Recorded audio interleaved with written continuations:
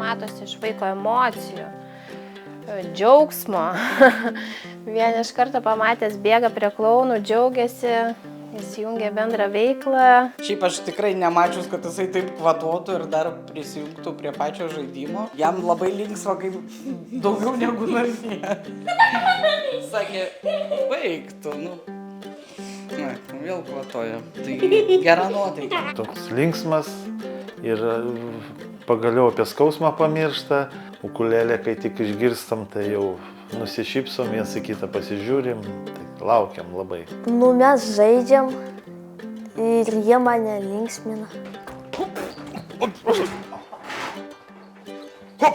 Juokėsi, kai atėjo klounai, šypsojosi, tapo daug linksmesnis ir pradėjo su jais žaisti. Taip tai aišku buvo nuobodu čia, sėdėjom ir nieko neveikėm. Ypatingai aktyviam vaikui tai labai nusibosta greitai. Bet po klounų tiesiog vaikas atsigavo. Jam visas įspūdis labai didelis buvo. Vaikas linksmesnis tampa, aktyvesnis, daug visko po to prisigalvos, ieškos jų, kur jie yra pasislėpę, gal į kitą palatą kokią nueis.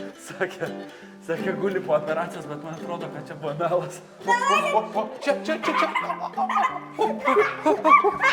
Reikėtų, kad nors kiekvieną savaitę, po vieną kartą į savaitės galėtų ateiti klounai pas mus.